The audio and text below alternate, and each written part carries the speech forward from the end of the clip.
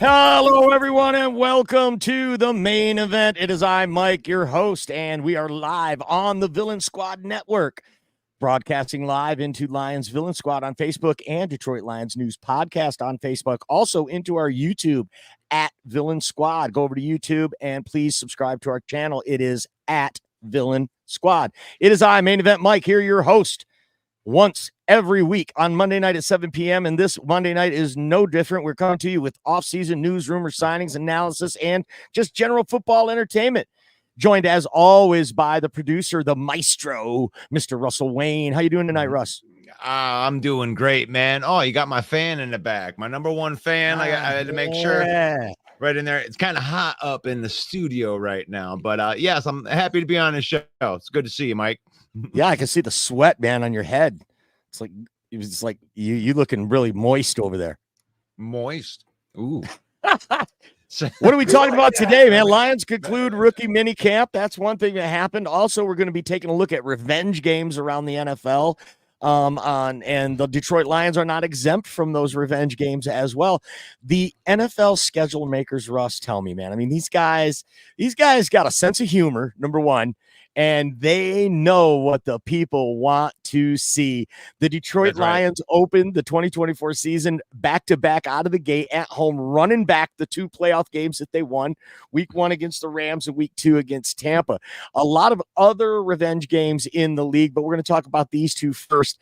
There's a lot of them out there. I know a lot of people have been chattering about it, so if there's a revenge game you want us to talk about, put it in the comments. There's some really fun matchups this year, but right out of the gate, week 1 in Ford Field, it'll be the Sunday night game. So we've got to chomp at the bit all day on opening day before our game kicks off at night. And then they're running it back. Matt Stafford returning to Ford Field. Hopefully he's leaving Kelly and the kids at home this time. I mean, it was a narrow escape last time for the Lions. 24-23 was the final. The Lions opened this season in this game against the last Rams team they faced. That's a little different. And this time the Lions are a 3.5 point favorite. The over under is 53.5 in this game. You're looking at, last year, Goff, 25 of 36, 367 yards and 2 TDs. That was Matt Stafford's stats, 367 yards and 2 TDs. Puka Nacua, 9 receptions, 181 yards and a touchdown. He was dominating. The rookie wide receiver was dominating against our terrible secondary. But we've made some changes to get stronger in that area. Maybe we can make a difference here. Also, the Rams lose all-world nose tackle Aaron Donald to retirement. They draft running back Blake Corum as well as a couple of others. They've revamped their secondary, including Tre'Davious White, free agent signing, and Cameron Curl, free agent signing at safety. And they've also got a nice piece on the offensive line, a guy named Jonah Jackson, who you might be familiar with from his time with the Lions. So what are you looking in this revenge game? Is this revenge for the whole Rams team, or is this still always going to be about Goff and Stafford? Well, I mean, I think that the team is going to look at it differently than the fans are going to look at it, but I still look at it like a revenge game. I get so sick of the whole Goff narrative because there's this stupid thing that happens out there where people, like, even if they want to compliment Goff, they got to be like, well, Trent Dilfer won championships, so, you can have a quarterback that's not as good. And it's like, stop it. If Goff has 1, 2, but let's say 3 more average seasons for Goff, he's going to be in the top 20 all time in a whole bunch of different categories. So we can just stop with this nonsense because we remember that he had a bad year in 2019 and 2020. So stop it. Or 2020 and 2021, my bad. Those two. So stop it. This is Stafford was here. I don't want to pay a tribute to this dude or any of his 3 playoff losses or pay to one of the 9 games that he won against teams with above 500 record while he was here. He's the dude. He was a guy. He was here for a while and he skipped town. Jared Goff is the quarterback. And by the way, he won that game. Jared Goff, greater than Matt Stafford. So is this revenge? Is the revenge factor in this game the Rams versus the Lions, or is the revenge factor still Goff against his old team, Stafford against his old team? Where does Yes. the revenge come in? The answer is yes all the way Yeah, around. I mean, the thing is, yeah, of course they want revenge because they came in last year with their chests all puffed out. Oh, I just want to do everything great for the city of Detroit. But he didn't like the fact that he lost the game. And then he wants to go out and say, oh, yeah, I'm happy. I'm happy for the. Oh, you ain't happy for us no more, are you? Now that you lost, you turncoat. Don't act like you liked us. Don't act like you liked us because you wrote a check to the city of Detroit and still have your things from the outside. Write it. Have a statue of him. Right. Have say Matt Stafford was a great Detroit. He just wasn't a good football player. Wow, what a hot take by Russell Wayne today, throwing haymakers. The schedule makers thought it'd be real funny to also put the other playoff game on the Lions schedule out of the gate. So they got to play the NFC South champion, Tampa Bay Buccaneers, running it back in Ford Field in week 2. That was a week 2 playoff win for the Lions. They won that game 31-23 in the divisional round. And Baker Mayfield was 26 of 41 for 349 yards, 3 TDs, and 2 interceptions. Mike Evans torched us for a touchdown, 147 yards. But they've made some changes on this team as well. They re-signed Baker Mayfield. I like what they did in their offseason. That's been an offseason that's kind of gone under the radar, but they did kind of a lot like what the Lions did. They re-signed a lot of their own players. Baker Mayfield, Mike Evans, Antoine Winfield Jr., Levante David, all still Buccaneers. These are players that we all thought potentially would be on other teams next year. So they know they won their division. They won a playoff game. They re-signed Baker, and they're going to run it back with this unit plus the upgrades that they've made. This is going to be a very tough game for the Detroit Lions. I think the revenge factor here lies solely with the Buccaneers getting bounced out of the playoffs by the Lions. What do you think? Well, that is one way to look at that too, because we did bounce them out of the playoffs. It's also a revenge game for one Carlton Davis, who was just traded in the middle of the night. So he may want to, that maybe he'll do something that we couldn't do last year's lockdown anybody, which is, Mike Evans just had his way with us last year. And I think that Carlton Davis might have some attitude with that. And I'm excited to go against these teams. Such a great call, Russ. Carlton Davis, the revenge factor was something I hadn't even thought of. And I love your take that, hey, we couldn't stop Mike Evans to save our life last year. Maybe Carlton Davis has some insight on how to do that. You think maybe playing with him for 5 years, maybe he knows a little something about it. Let's see what we got in the comments here. I'd like to say hello to Donkey Kong, J Mommy, our good friend Dwayne is in the house. Darren here with a good comment, leading right up to our 3rd revenge game on this Lions schedule.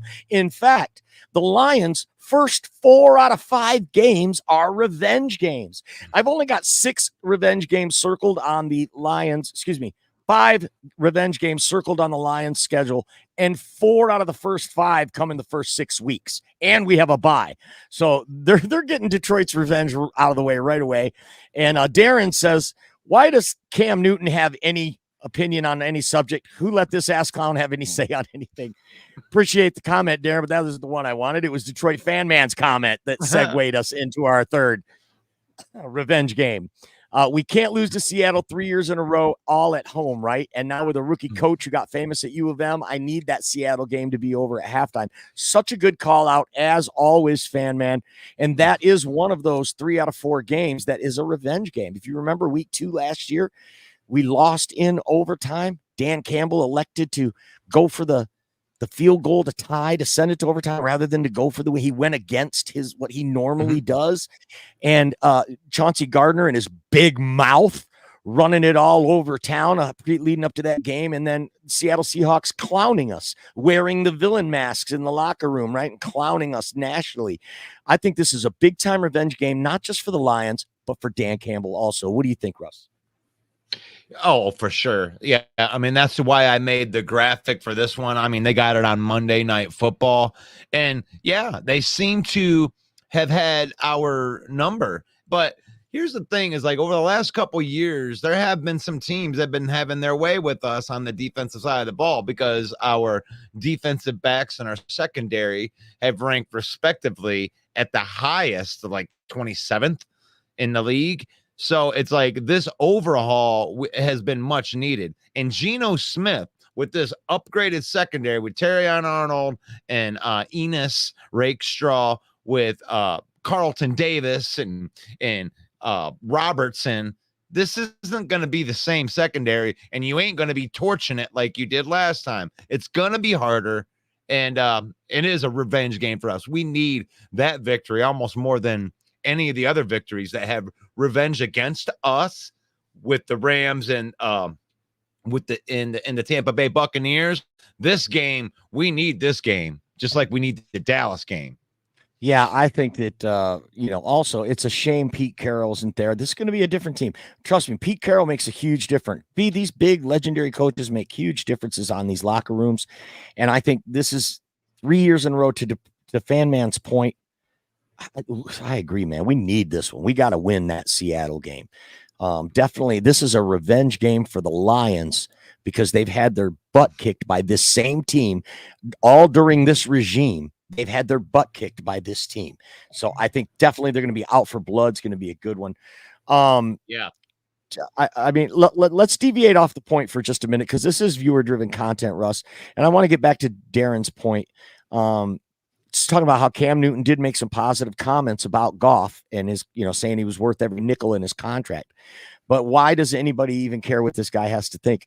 I think this is just my opinion, Darren, but I'm gonna go ahead and field this one. I think that it's almost like Antonio Brown, like he's nuts, right? And when he tweets something, it's funny, it's entertaining.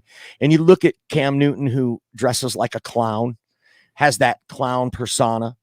I just think that it's clown stuff. I think that's why no one really does care. It's funny just to laugh at him and go, "You were so talented. Why are you such a douche?" Because I mean, the guy coming out of college was phenomenal. And if he had just a little humility, just a little bit of humility, he might still be in the league. That's just my 2 cents on it. But thanks for the comment, Darren. Yeah, you couldn't have said it better right there. And right. You know what? Sometimes I often wonder why people gives a shit what we think either. Like because we know because we live because we know less than Cam Newton. Like right.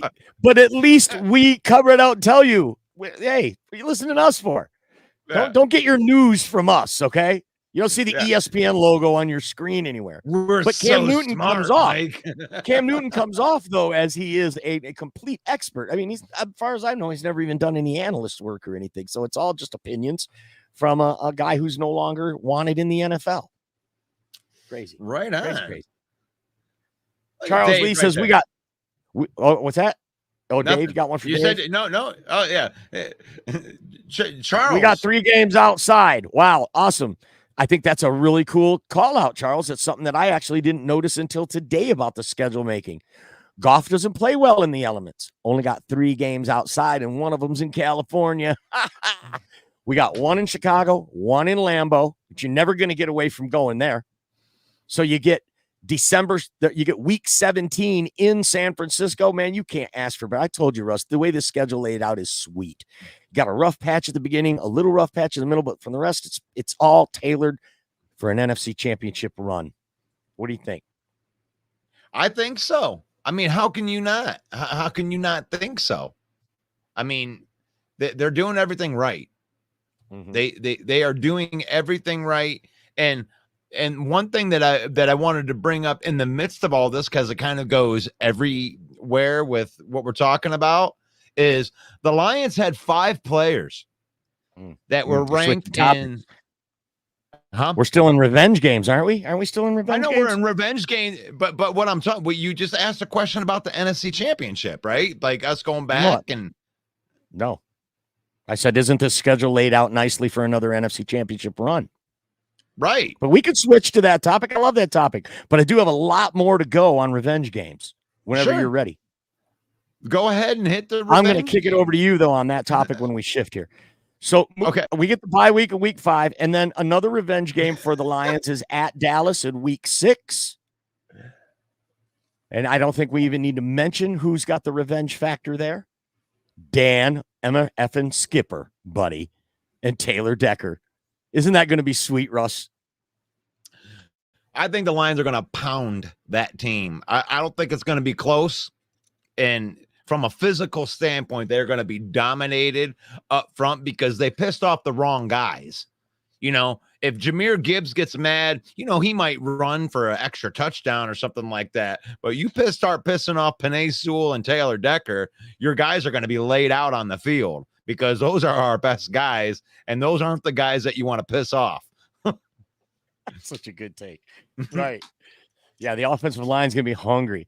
I know that we had Joe Chapp on the show last week, and Joe said he thinks we're going to pound Dallas too.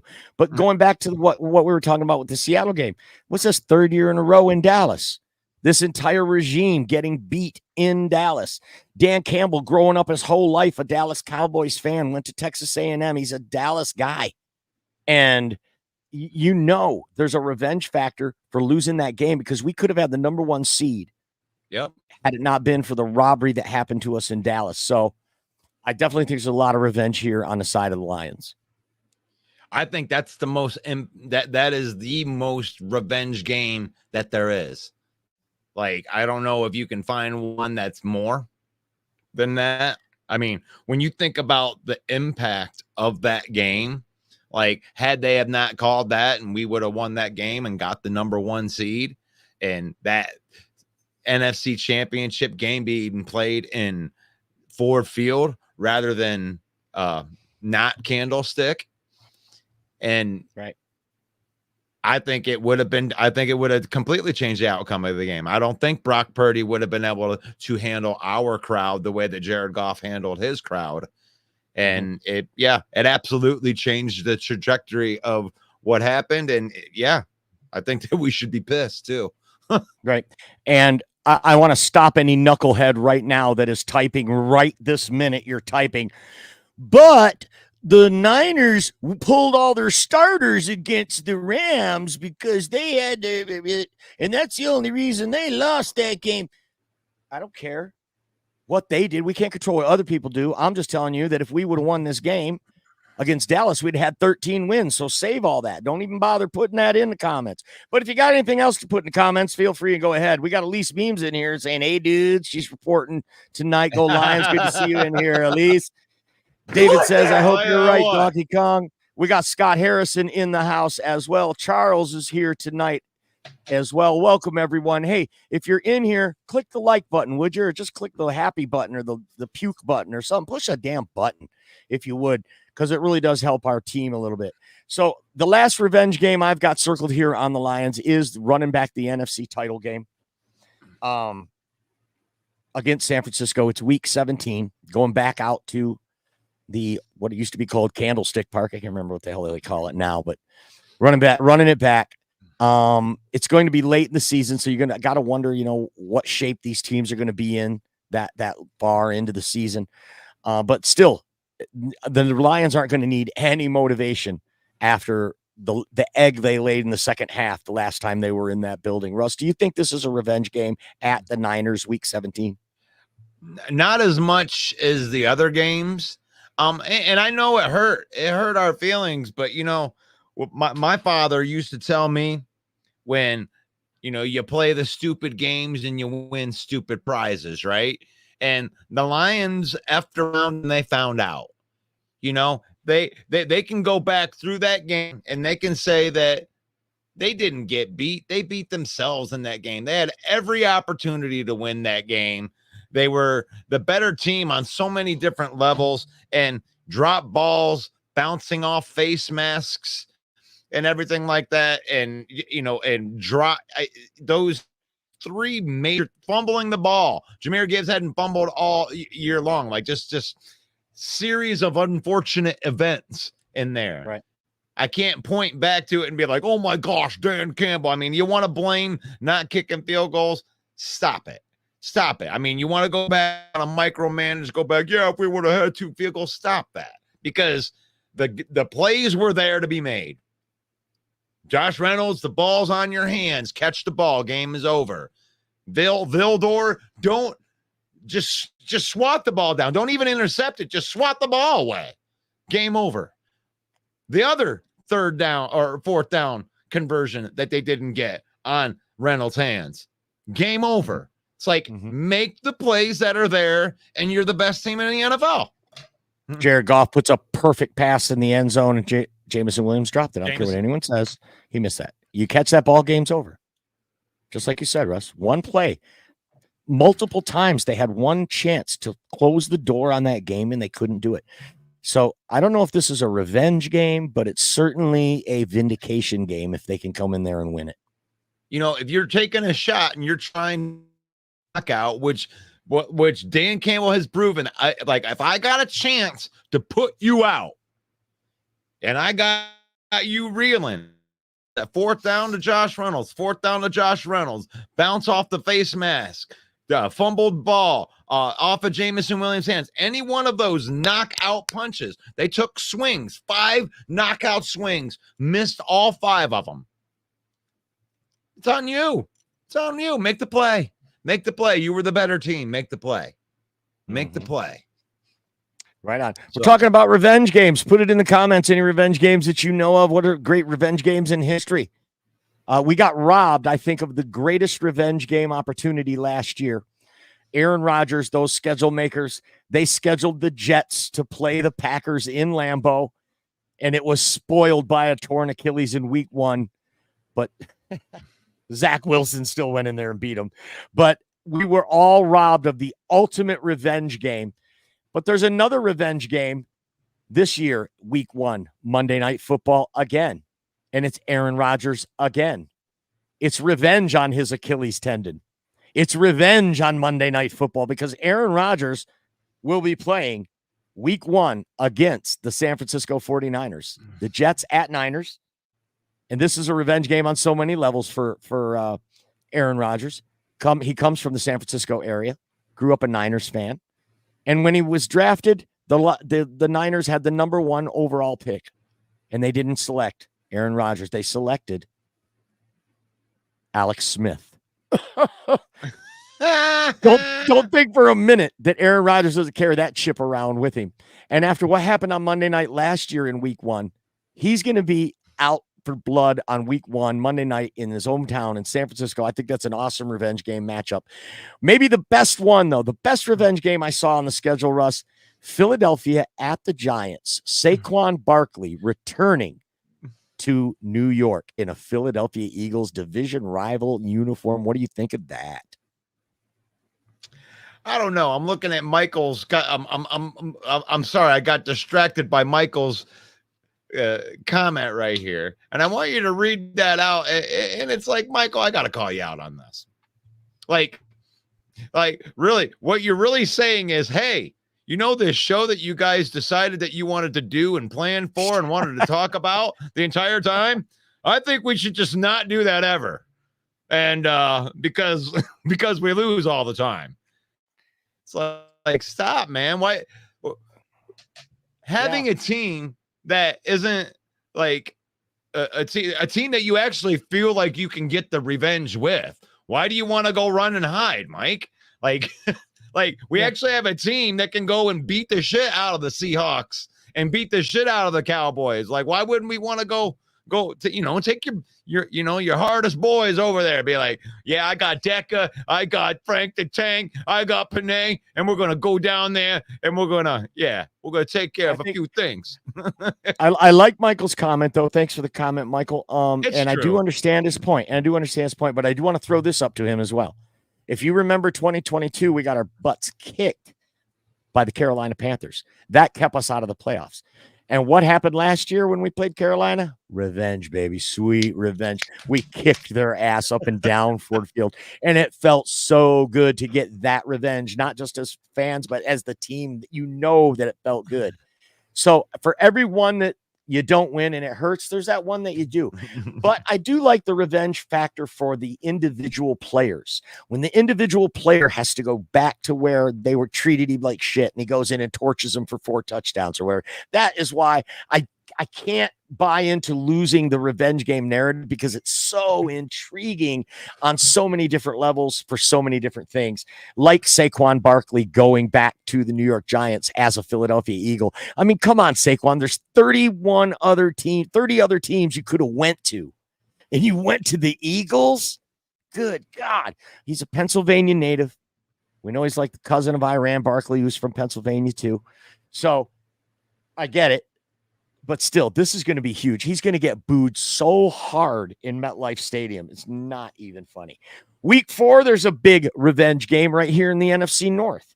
That is the Minnesota Vikings travel into Lambeau, and they bring with them running back Aaron Jones, who spent 5 years in Green Bay and was loved by the fans. A lot of fans scratching their head. Why did we let this guy go? Yeah, we got Josh Jacobs, but man, wasn't even Aaron Jones even better than Josh Jacobs? So most people think so. So I think this is going to be a lot of revenge for Aaron Jones. I know he did not see this coming. He had such a great relationship with the team, with the front office, with the fans. He thought he was going to be a Packer for life. I see a ton of revenge factor here for Aaron Jones. You got any comment on that, Russ? No, I just wanted to tell Mike, he said LOL, fair enough. And yeah, I ain't trying to, you ain't trying to crash the show. I'm just trying to have some fun with you right there. But, and you're talking about the Aaron Jones versus Josh Jacobs thing. I just popped in here. I'm talking about revenge. Aaron Jones going back to Green Bay in week 4. I think it's that they might regret what they did right there. I mean, this is one of those classic things where the grass isn't always greener, and I don't like to compliment too many things that the Minnesota Vikings do, but I think they got the better running back. I mean, Aaron Jones is a better running back than Josh Jacobs. And I think that they gave away some for youth, they gave away some ability because he can't catch the ball out of the backfield like Aaron Jones can. And yeah, I think that the Green Bay might get tripped up in that game. Mm-hmm. Right on. Gun Guy in the house. Welcome back, Gun Guy. Lions dominate this season. Only 3 underdog games, according to Vegas. Love that call out. We've got another revenge game on the slate also, week 1, and that is Pittsburgh at Atlanta. So Arthur Smith, former coach of the Falcons, is now the offensive coordinator for the Pittsburgh Steelers. They go into Atlanta, the team that outright fired him after 3 years of winning 7 games. Just couldn't get any good quarterback play. I mean, he had them teams overachieving every year. Arthur Smith did a great job overachieving with those teams. And every year they looked like they were going to be the dark horse team that came out of the NFC. All they needed was some good quarterback play. Well, they kicked Arthur Smith right in the balls, fire him, and bring in Kirk Cousins and then draft a quarterback. For crying out loud. I think Arthur Smith, especially because it's week 1, he's going to come out with a game plan. He knows all these teams' weaknesses, and Arthur Smith gets revenge week 1, Pittsburgh at Atlanta. Any thoughts on that one? I don't think that it's the biggest revenge game for Atlanta, and I know that you're going to bring up a different one here in a minute. And I don't mind if we pivot right to that. What do you guys think out there of the Pittsburgh Steelers versus Atlanta? But I want to help you pivot, and I want to do the Atlanta versus the Vikings right here because it's right home in our division. And that's got to chap Kirk Cousins' ass a lot.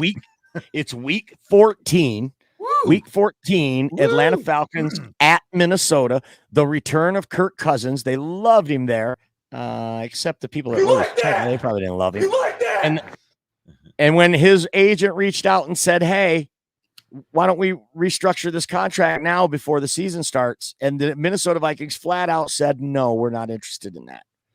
And Kirk Cousins goes, and of course, we know the rest. He tears his Achilles, finishes out the season, and he is let go and picked up and signed by the Atlanta Falcons. So I think this is total revenge for Kirk Cousins when he goes back into Minnesota. He's going to be looking to take a chip. Now, he's such an even keel, just a nice guy. I mean, if you've ever seen the quarterback series, Kirk Cousins is a really nice man. You like that?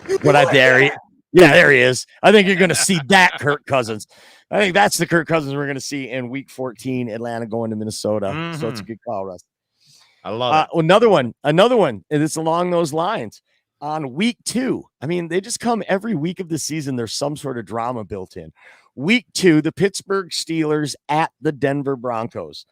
Russell Wilson going back to Denver where they just hated him ran him out on a rail. I wonder if they'll have that reserved parking spot for him when he gets there. I doubt it. Against Sean Payton, who said disparaging words about him on the way out the door.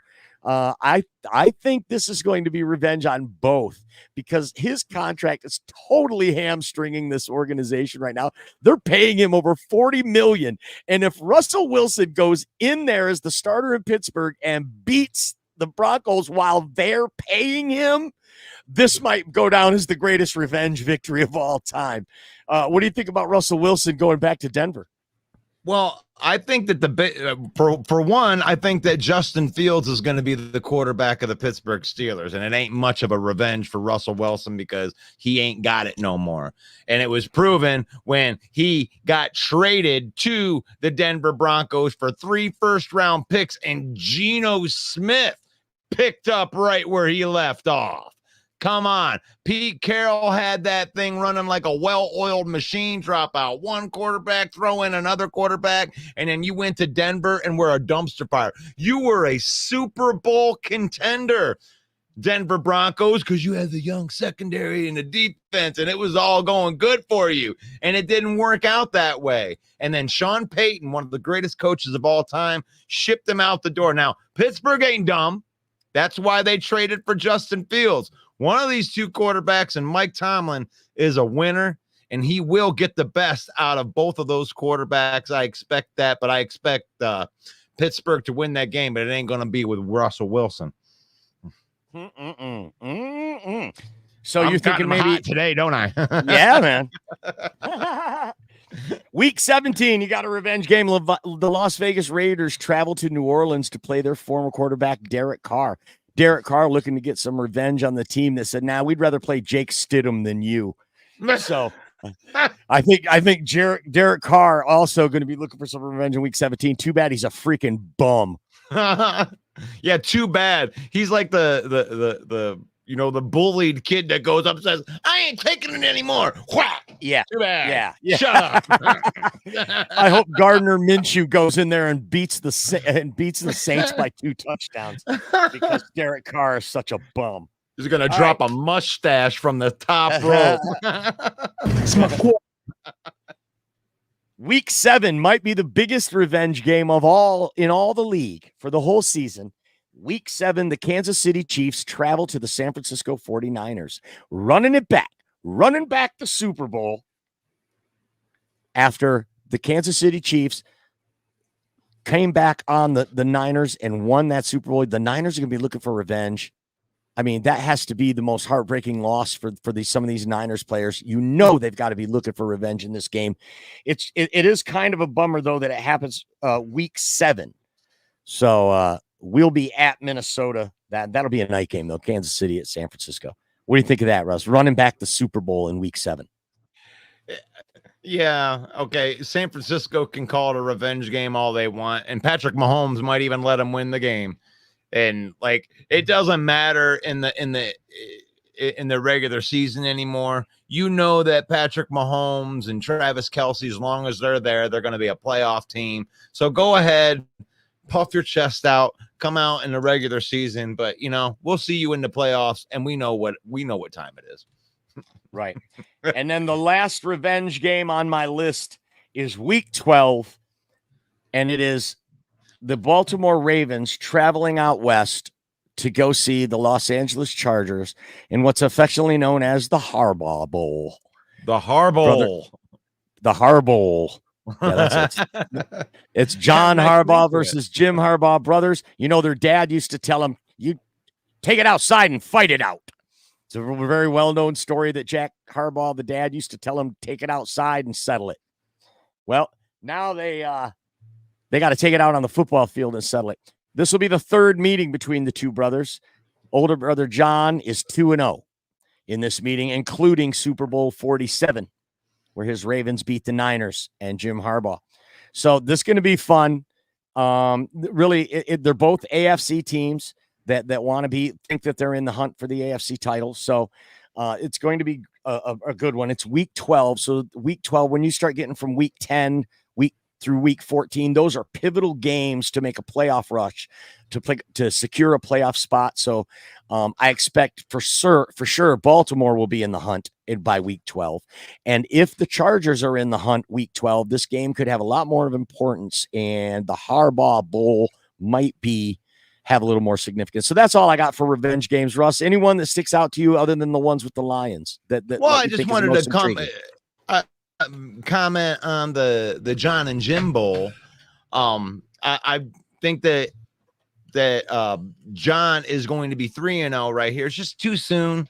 I think that John has an established group over there, and they're going to be competing right there as some of the best.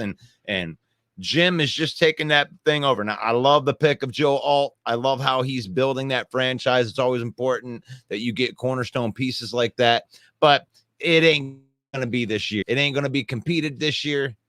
And it's going to be Jim over John, or John over Jim.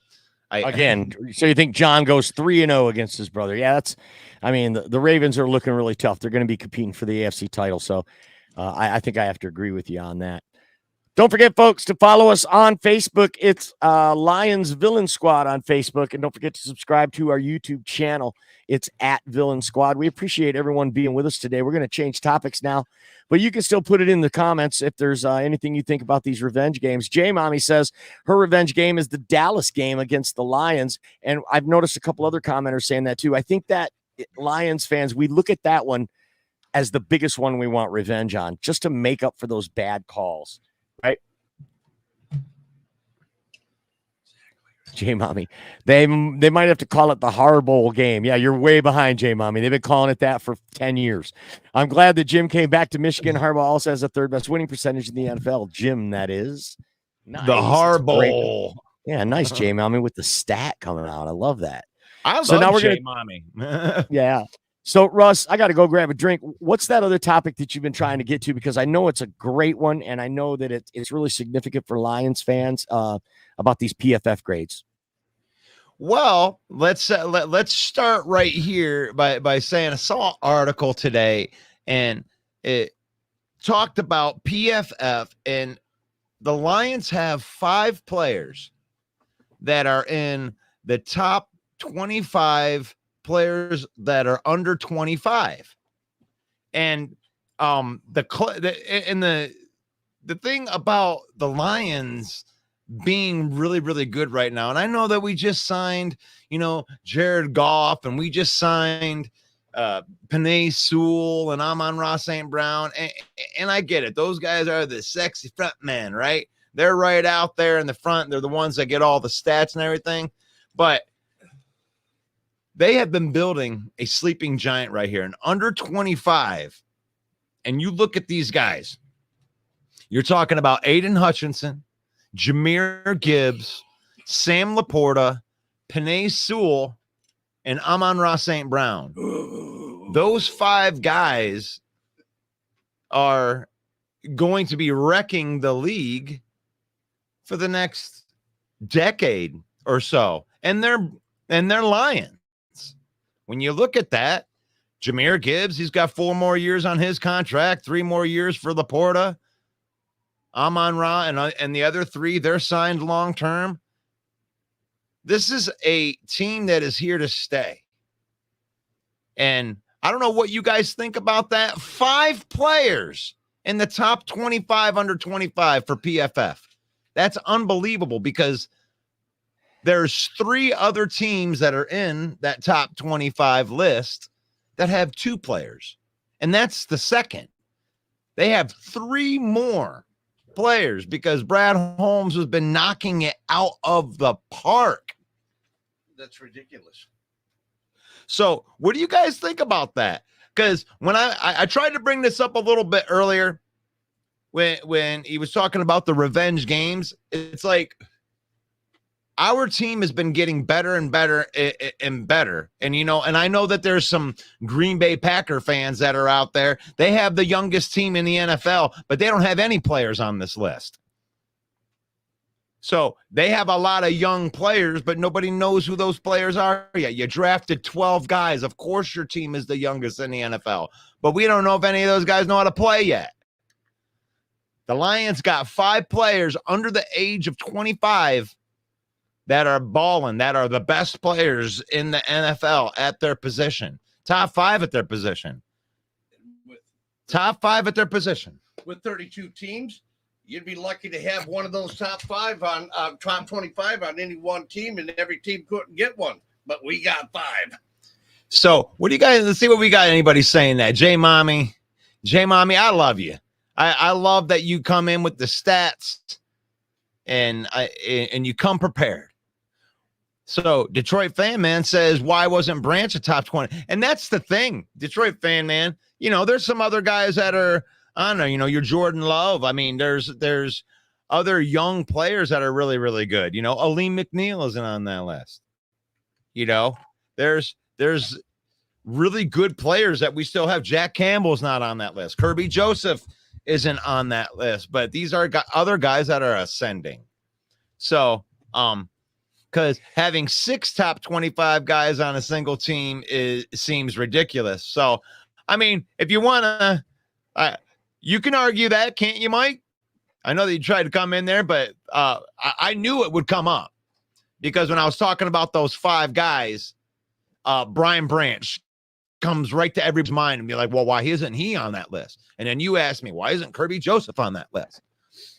Well, one thing that we thought of, and I haven't researched this to find out the player's age, but some of those players that you just mentioned, Kirby, Brian Branch specifically, they were victims of the COVID year. So they lost a whole year, and they've already got a year or 2 under their belt too, with Kirby Joseph having 2 seasons under his belt. So he could be over 25, and we just don't know that. Even Brian Branch. But obviously, Brian Branch would definitely be considered one of the best players under 25 in this league, I would think, unless, again, he's over 25 and we just haven't done that research. But this is by PFF, right? This isn't just some guy with a podcast, knucklehead opinion, right? Right. Yeah, it's the PFF grades. And, and the PFF wasn't as kind to Brian Branch as we are. We know he can hit hard and we project him to be good. But, yeah, he's only 22 years old. Yeah, good call, Detroit fan. And I appreciate you going out and getting that too. I appreciate you guys trying to keep us up on some of these stats. I do have the internet here too, but sometimes, you're pulling it up. But he could be, but by PFF, he had a couple rough games last year that didn't grade very well. He takes some chances. When a guy, hey, Fred Peterson in the house. What's up? You like that? Fred. Fred is our Patreon. He supports our show. If you want to support our show, you can go to patreon.com/Villain Squad. If you want to support our knuckleheadness, and we will continue to give our knucklehead podcast opinions as long as you guys want us. So why wasn't Branch in the top under 25 guy? Different family says because maybe having 6 guys in the list is a little ridiculous because it's just too outrageous that Brad Holmes is assembling this young talent in this way. It's unbelievable, really, what we're seeing. It goes to remember there was about 2 or 3 months ago, you and I did a topic on progression over player, and it's like. And you asked me, are you scared that it got Josh Jacobs? I'm like, no, I am more scared of the progression of the Green Bay Packers or the progression of the Chicago Bears more than I am any one player that they're going to have this year that, oh, wow, that player, McKinney. I ain't scared of McKinney. I'm more scared of, Valentine becoming better in his second year and becoming a stud. Right. And that's what you Quay should Walker, be scared of. Yeah. And Quay Walker becoming better. Jordan Love going into his 3rd year, and all of a sudden I'm a wizard, right? But yeah, I am scared of that. But the thing is you should be scared of that too. You should be scared. If you're a rival team, you should be scared that Jahmyr Gibbs is going to have an entire offseason And Sam Laporta is going to have an entire offseason. Brian Branch is going to have an entire offseason because progression is more important than any one player. Yep, for sure. And I agree with that 100%. Jay Mommy says, Branch going to be laying some serious wood on players. Teams will be looking for him. That opens all the weapons that the Lions have. Opens up all the weapons the Lions have. I'm a numbers person. I'll look up anything. Yeah, we were talking to Detroit Fan Man for looking up Brian Branch's age on that one, Jay Mommy. But I did love that you threw a stat out there about the Harbaughs. That was awesome. The Harbaughs. The Harbaughs. Hey, if Tim were to say something, say hello. Can you say something? Hey, can you hear Tim? Can you hear Tim? Tim the Tool Man, loud and clear. Loud and clear from back there without him leaning up at all. Loud. He sounded like he was yelling. So yeah, it was loud. Actually, Okay. I was. Yeah, we can hear him. We can hear him loud. Jay Mommy, gosh, I love the takes right here. People sleep on Peoples Jones, don't they? Don't they? Don't the people do that? It seems like he would be the Rock. What do you think of Donovan Peoples-Jones? Well, you know what I think. It doesn't matter what you think. Acknowledge me. You know, sometimes I feel like Abbott, and sometimes I feel like Costello. So. Oh, I'm excited. Like wrestling starts in 10 minutes. So anyway. It is the main event. That's what you're watching. The main event on the Villain Squad Network, the main event football show hosted by Main Event Mike with the Maestro Russell Wayne producing. And we are bringing the show to you once a week, every Monday night at 7 p.m. We appreciate everyone being in the comments and putting in your 2 cents to make our viewer driven content drive down the road. I don't have a lot else here. These revenge games are super sweet. While you got the Tool Man there, I want to ask him a question about these revenge games because he missed it real quick. So I'm going to give you 3 choices there, Tim. You tell me which is the biggest revenge game in your opinion. You ready? Saquon Barkley for the Eagles going back to play the Giants in week 7. Kirk Cousins going back to Minnesota to play the Vikings in week 14. Or Russell Wilson with the Pittsburgh Steelers going to Denver in week 2, which is the biggest revenge game for those players involved? Wow. You know, probably I would almost say Barkley, but my opinion, I would say Cousins because you know, it was for a rival team. So I got more interest in that, but I would almost think the majority would want to see that Giants deal. That's a great take. And I also agree with that take because you're talking about New York media, my friend, the biggest media machine in the world. New York media, New York fans, MetLife Stadium can hold 80-some thousand. They're going to come out for that game. And they are going to boo Saquon so bad. In those 2 huge media markets, Philadelphia and New York, there's going to be so many eyeballs on that game, week 7. I think I agree with you 100%. Great take, Tim. Thank you so much for that. Fred says Cousins. Oh, I'm sorry. Go ahead. Oh, I do have something. But go ahead and hit the comment first. Yeah. Fred says Cousins and the Falcons are going to blow the Vikings out. Ooh. But what if J.J. McCarthy's playing then? It'll be a Michigan quarterback against a Spartan quarterback.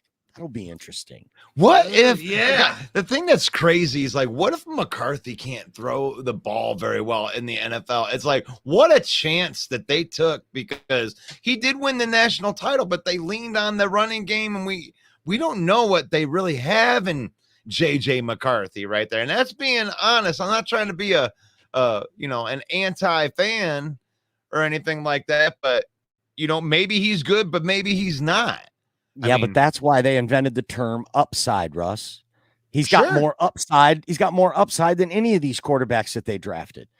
I mean, look at what he did show, right? When they needed a big 3rd down, he made it. When they needed him to use his legs, they didn't ask him to do a whole lot.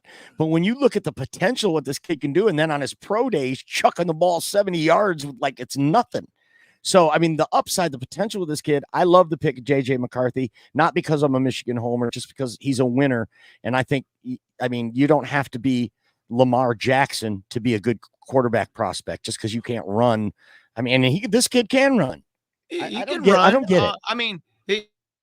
I mean, Mac Jones was a really good quarterback in college too. And when you really look back at the last couple years, they really haven't had too many quarterbacks that are like making their mark. You know, they're about ready to pay Trevor Lawrence more money than Jared Goff, and they sure as hell don't know if he's going to be any good for the rest of his life. I mean, we don't know. I mean, Mac Jones, Justin Fields. I mean, there's been plenty of quarterbacks that have had high grades over the last couple of years. Ain't none of them showing out. All right. Well, how about this take from Jay Mommy? In 3 years, JJ McCarthy will be the best quarterback from this draft. What do you think of that? That's possible. Somebody's the law. It certainly is a bold statement. I mean, here we are where none of the quarterbacks have really been panning out all that much. And, you know, 1 out of the 5 quarterbacks, when you look at, you know, the law of averages, one of them's probably going to pan out. And most people think it's going to be Caleb Williams. But is it? Is it? And there have been them drafts when there were multiple, like the Mahomes draft. There were some great quarterbacks in that draft. So, So we should see. But here's what I wanted to get to right here. This was something that came out today that I'd saw this out there. And Broderick Martin is showing some signs that he's doing the exact same thing that Aleem McNeil did last year. And if you look at that picture on the right, that is a different looking dude than the guy that they drafted on the left. I mean, He looks like he has lost the entire gut and he looks jacked. Now, usually it's kind of like, oh, well, you know, you got a guy, he went to the gym, so now you think he's the greatest. Well, the Lions actually have a track record in this, guys. Ifeatu Melifonwu, Derek Barnes, and Aleem McNeil are the most recent examples, and they do this more often than they don't do this. Mm-hmm. They develop the player, and then it doesn't happen right away. Aleem McNeil, the first year, people were calling him bust. Derek Barnes, after the first year, he could be a bust. Ifeatu Melifonwu, I remember us talking about in training camp last year. Is he even going to make the team? So this is the type of things that this regime has been doing right here. So why wouldn't this work, Mike? You think that this kid's going to come in? You can't teach him to have longer arms and more strength than you. He has a God-given thing, which is God-given size that you can't teach with the arm length, and he looks like he's putting the work in. What do you think about that picture, Mike? Well, I'll tell you what I think. I think that we were all kind of like, how come this guy's not getting on the field last year? Right? We were like, what about Broderick Martin? And he'd get in there and play, and it seemed okay for a down or two. I don't think he played many snaps all year, though. Maybe this is why. Maybe those practices, he's gassed because he's so out of shape. I mean, remember the big gutty? It was 365, wasn't he, when he came out? 365. Yep. And look at that picture on the right. Man, if 365 is built like that in a muscle, turn that fat into muscle, this guy's going to be a beast. Yep. And now he's got DJ Reader to help him, to mentor him too, who's a willing mentor. Now, unlike some of these umps in the NFL, they don't pay me to mentor anyone, Ryan Tannehill. Meh. This guy wants to mentor. He wants to show these young guys how to do it. So, man, I'm stoked about this. This, like you said, this could be the next big surprise coming the way Derek Barnes progressed. Yeah, the next big surprise coming because, you know, Derek Barnes, to your point, started slow. Aleem McNeil started slow. And it wasn't until their third year that they really took the jump. Broderick Martin will be coming into his second year. I'm looking, I'm looking for the second year, these people that are going into the third year now to take this jump. So if anything we get out of Martin this year, I think is a bonus. I want to see Anzarike do something or get cut. Well, and there you go. There's another question right there. Like Anzarike is in a do or die type of situation now because of all this pressure that has been put on. And really think about this, guys. They have to be realistic. They have picked who their cornerstone pieces are now. Now there's nothing that is hiding that. It's Amon-Ra St. Brown. Where they paid that money, right? So guys like Aleem McNeil and Derek Barnes, like at the beginning of last season, we didn't know who these guys were going to be. You know, they may have paid Aleem McNeil. I don't know if they're going to pay Aleem McNeil now. They're going to have to depend on their draft and develop, because you have to make this thing work underneath of the cap. I think they're doing it brilliantly.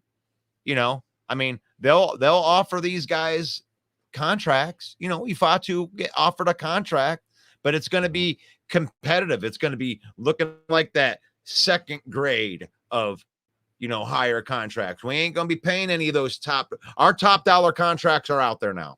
We have paid our cornerstone pieces. Any of the other extensions, Aleem McNeil, he's going to have to come in for 15 to 20 if he wants to stay here. You can go on along. We have draft and develop. We have our guys. I think with the what Aleem has produced, 15 even would be too much. If he duplicates last year's season, I still don't think he's reached the threshold of 15 million a year. That's just my opinion, and I love Aleem. He's one of my favorite players. Ken Doby, our Bears fan in the house. Thanks for being in the house, Ken. But I do got to break down some of your takes here. Breaking this just in, every team wins 13 games per their respective fan bases. Is that right? Well, the Bears are at 8.5 over under in Vegas. Ken, put your money where your mouth is. You really think your team's going to win 13 games? Go ahead. Let's see. Let's show us a receipt where you put just $100 on it. Let's see that, because I don't know. Some of these fan bases might be out there spouting crap, but this Lions team's legit. And Vegas odds are showing that at a 10.5 over and under. The Green Bay team, as much as we hate them, they're legit too. Vegas giving them 10.5 as an over under for season total wins. Minnesota Vikings 6.5. And as a Bear fan, you have to either admit that Caleb Williams 90+ PFF rating doesn't mean anything. That don't mean a thing, Ken. Or it means that the Lions have 5 of the best players under 25 per PFF. Either one of those things has to be true, but two things can be true at the same time as well. Yep. I agree with that, Mike. And I agree with Ken. And like you said, go out there, get that money, put that money on it, Ken. Go out. I mean, you'll make more money because your win total that they expect my team to be good. Nobody expects your team to be good. Right. So, I mean, go make some money on that. Yeah, we got to be other careful than Bear fan. We got to be careful with that advice, though. Remember, never bet more than you can afford to lose. Always gamble responsibly. If you need help, call 1-800-GAMBLER. This message brought to you by the Villain Squad. Well, you know how they have the things where you can add a little bit. You can add a little bit of, you know, get a little bit of the juice right there. How much would you really go, and how much do you believe in that, Ken? Would you take that juice from 8.5 and juice it up to like 12 so you could get to your 13 and have yourself a little cushion? Then your odds grow exponentially. Sure. Yep. Otherwise, I mean, the Lions and Packers fans have a reason to think that their team could win 12 or 13 games, especially now that the schedule's been released. I like the Bears team. Too. I think the Bears do too. I think betting the over on that Bears team is not a bad bet, but I wouldn't do it because it's a rookie quarterback and the learning curve that comes. The greatest quarterbacks of all time didn't do well in their first year.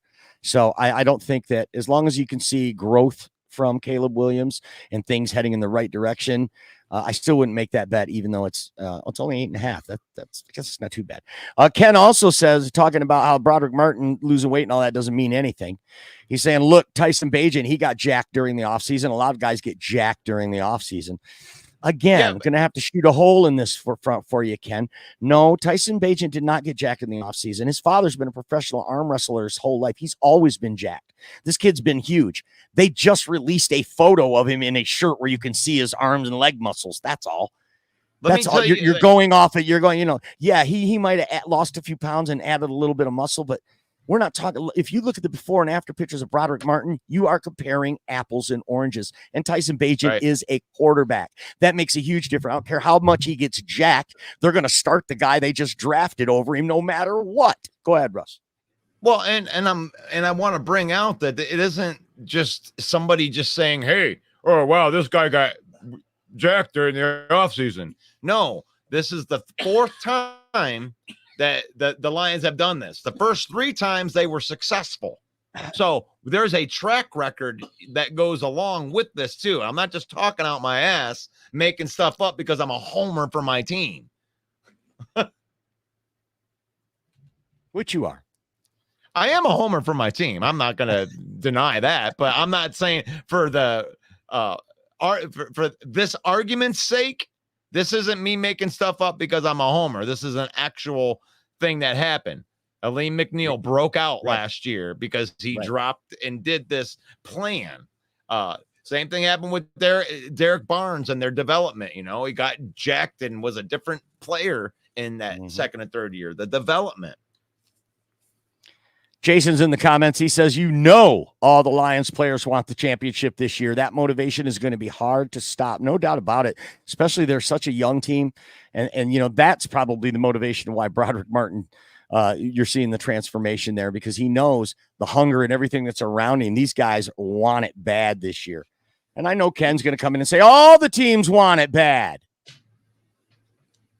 Well, it's okay.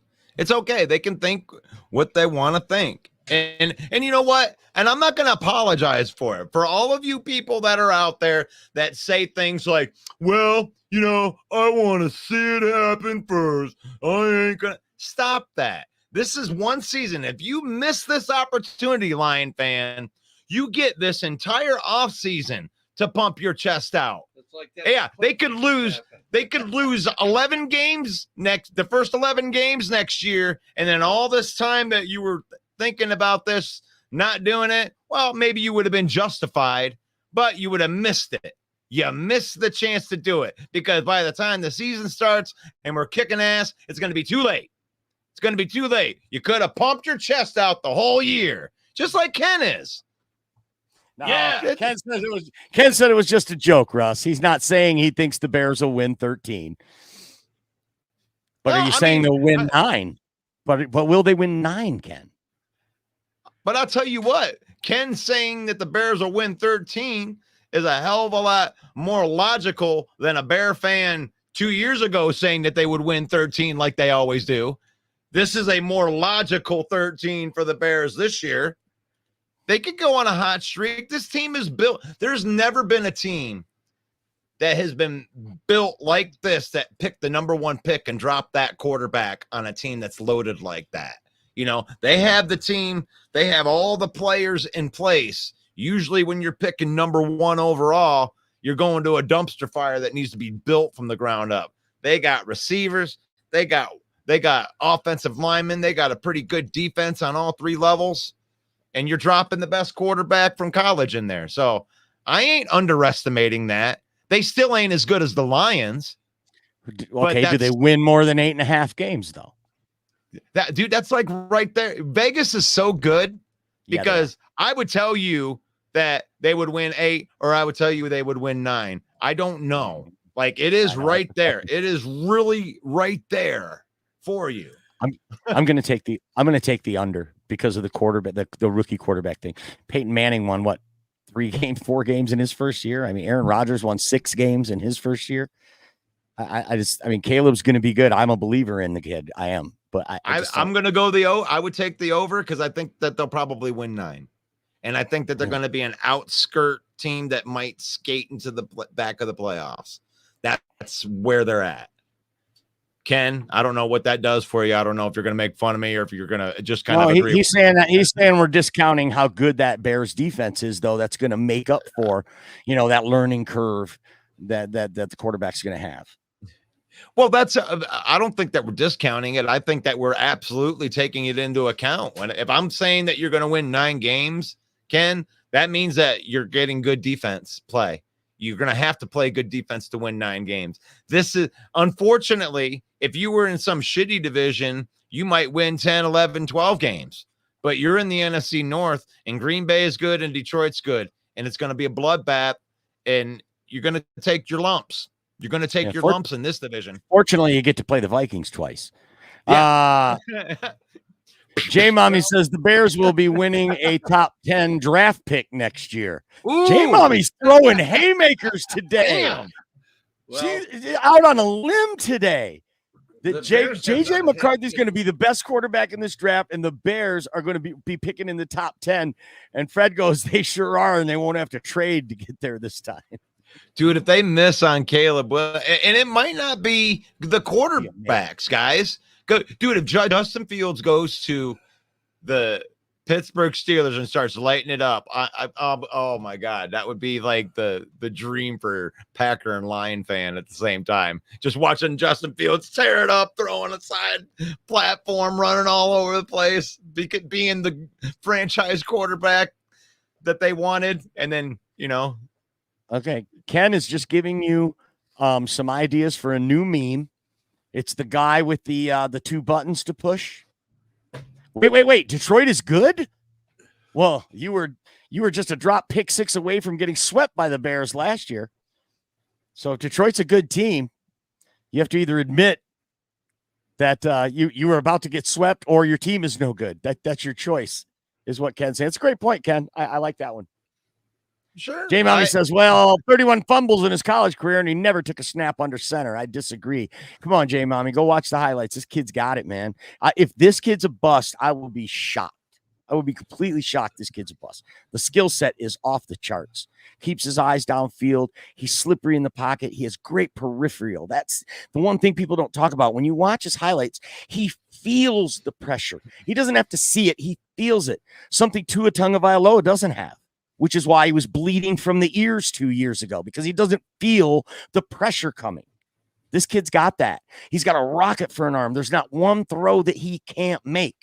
It's all between the ears is most of the game, right? 90% of the game is mental, they say. Everyone's got great athletic ability. Does he have that? That's the part that we're going to have to wait and find out. But I don't think there's any denying his physical ability. But J Mommy's going out there saying he's going to be a bust.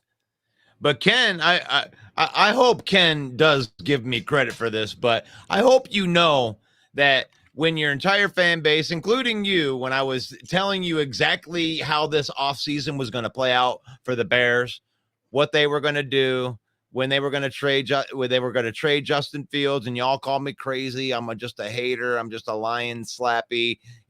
But now this thing is played out exactly the way that I said that it would play out when we were arguing last offseason, and you were calling me all those names. Not you, Ken, but Bears fans. I was definitely called some names by just suggesting that they would trade Justin Fields. I went on the Hallis Hall report, and Ken Dobie asked me one-on-one, what do you think they're going to do? And I said, I think Ryan Poles has to trade him. He has to trade Justin Fields. You and I called that last year, bro, that this is his last year. He's done. And it was the best thing for him, honestly. And now you probably could admit you're sitting right there. We're talking about it right here. It's the best situation that you could be in. You drafted the quarterback. You reset your franchise. You reset that clock of the rookie paycheck. And then you draft another wide receiver. You bring in Keenan Allen. You really pulled down the Chargers' pants on that, just because, by the way, the cap is real. Signed the Chargers, giving away Keenan Allen for a 5th round pick. Come on. So Ryan Poles, you get I don't like you or your team. You like that? But I love the move. You pulled their pants down. You executed. You got yourself a really good wide receiver. So I got to give them credit. They're the most improved team by the talent that was infused into the roster. I do believe that. But I do believe that the Lions improved in the area that you guys are saying that you're going to get us in. You were 1 pick 6 away from winning that game, but you also threw some bombs down the field. That type of stuff that you were doing, that bomb to DJ Moore, we got 5 players to stop you from doing that now. Like that. Right. They may all be busts. I understand, Ken, but we had a definite problem. The secondary being ranked 31 in the league. Right. And Ken makes it like they just totally dominated us when we lost that game in Chicago as well. When we know that there was a controversial call that was called an incomplete pass that should have been an interception or a grounding or something. And they got away with one there. Then there was an offsides on a play on a busted coverage. Tracy Walker never saw the field after that play. He was punished for that so bad. A busted coverage. Otherwise, I mean, that was a tight game too. So it isn't like you guys dominated us in either one of those games. So what's being said right there, Ken, before you think that Mike's blaming referee, don't give us that almost shit. It's 1-1. You beat us once. We beat you the other time. What do you want? You want me to send you a trophy for 9 almost minutes doing it? Yeah, we scored 9 points in 2 minutes. It's just like these Stafford slappies wanting some kind of tribute video put out there for Stafford.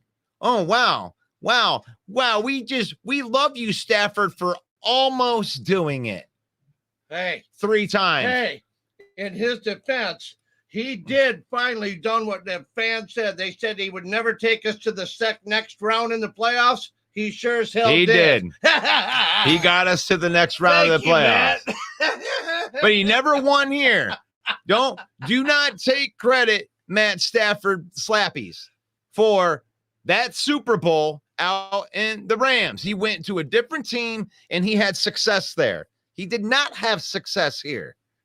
He had 3 playoffs since 2009 he was drafted. He lost all of those games.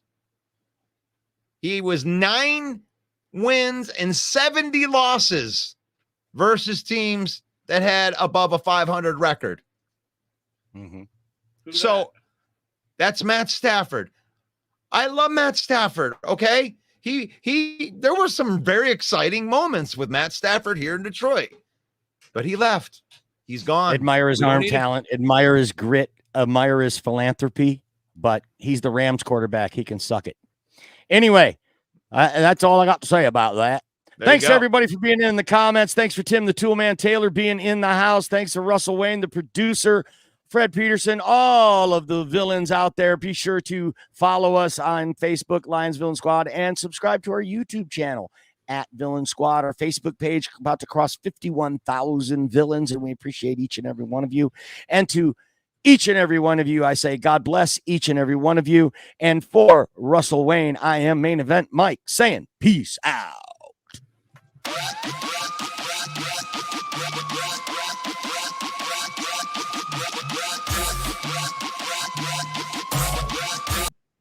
It's on the